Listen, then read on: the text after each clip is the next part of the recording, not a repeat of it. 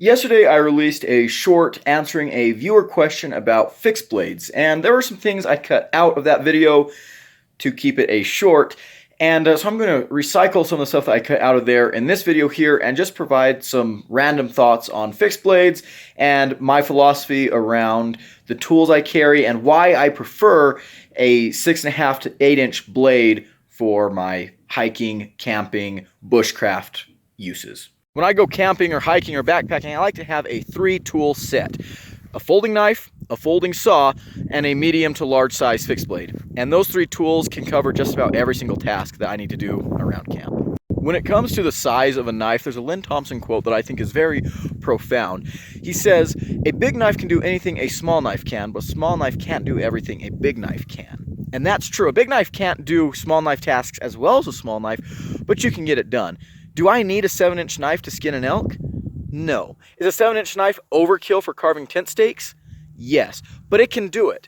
However, a 3-inch blade is never going to be as good of a batoner as that 7-inch blade. So you just get a lot more utility out of a slightly larger knife. In yesterday's video, I mentioned my favorite blade shapes for outdoor survival bushcraft fixed blades are a drop point or a straight clip point. Well, now I want to tell you about a blade shape that I avoid pretty much at all costs. The Wharncliffe. Now, don't get me wrong, Wharncliffes are great for certain things. They're a very popular blade shape for good reason. Great for utility work. If you're going to have an EDC fixed blade, Wharncliffe might be a good choice for you, but I do not prefer them for outdoor use. Number one, a completely straight edge doesn't have as many applications in the outdoors as an edge with a little bit of belly. It's not going to be as good for carving and things like that. The second thing is that long, narrow, pointy tip that a Wharncliffe gives you, number one, is just asking to snap off.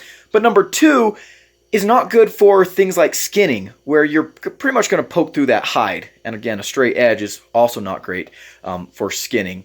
And the other thing is that Wharncliffes tend to be pretty slender, and they don't carry a whole lot of weight out towards the end of the blade, so you're not going to be able to get efficient chops, which can be important for an outdoor fixed blade. The straight edge might be okay for batoning and stuff, but by and large, I really avoid Wharncliffes because they're just not as useful in the outdoors.